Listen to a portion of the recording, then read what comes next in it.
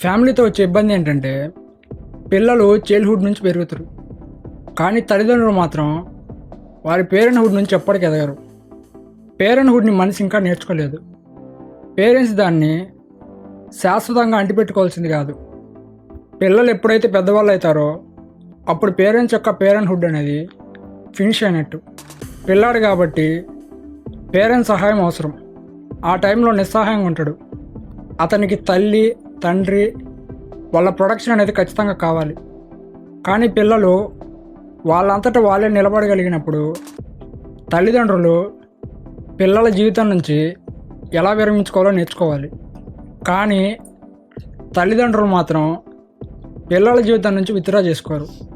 వారు తమలో తాము నిరంతరం ఆందోళన చెందుతూ వాళ్ళ పిల్లల్లో కూడా ఆందోళన పెంచుతారు. పిల్లల్ని వాళ్ళే నాశనం చేస్తారు. పిల్లల్లో వాళ్ళే గిల్ట్ క్రియేట్ చేస్తారు.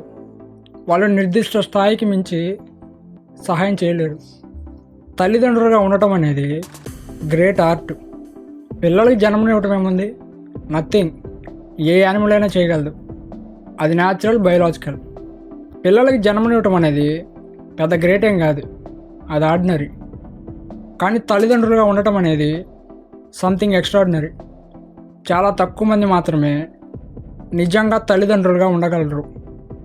క్రైటీరియన్ ఏంటంటే నిజమైన పేరెంట్స్ పిల్లలకి ఫ్రీడమ్ ఇస్తారు.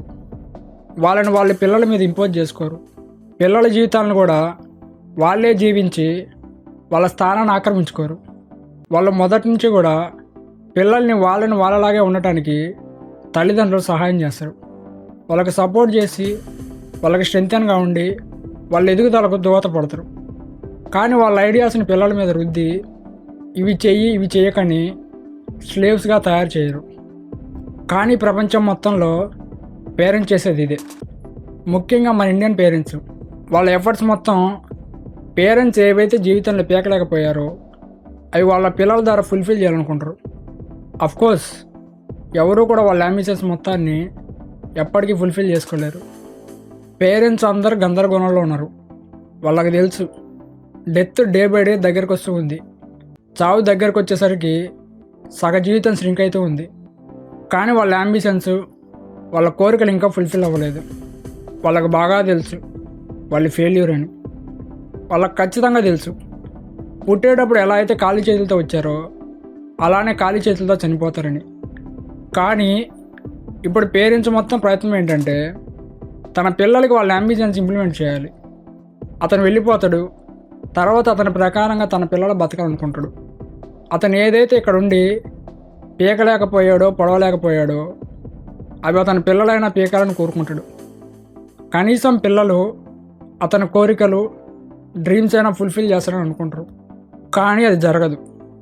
అక్కడ జరిగేది ఏంటంటే పేరెంట్స్ ఎలా అయితే అన్ఫుల్ఫిల్డ్గా ఉన్నారో అలానే వాళ్ళ పిల్లలు కూడా అన్ఫుల్ఫిల్డ్గానే ఉంటారు. మళ్ళీ వాళ్ళు వాళ్ళ పిల్లలకు కూడా ఇదే చేస్తారు. వాళ్ళు కూడా అన్ఫుల్ఫిల్డ్గానే ఉంటారు. ఇలాగా ఒక జనరేషన్ నుంచి ఇంకో జనరేషన్కి జరుగుతూ ఉంటుంది. ఇలాగా ఒక డిసీజ్ వైరస్ని అందరికి అంటించినట్టు మీ ఐడియాస్, మీ అంబిషన్స్, మీ డ్రీమ్స్ పిల్లలు తీరుస్తారని చెప్పి రుద్దుతుంటారు.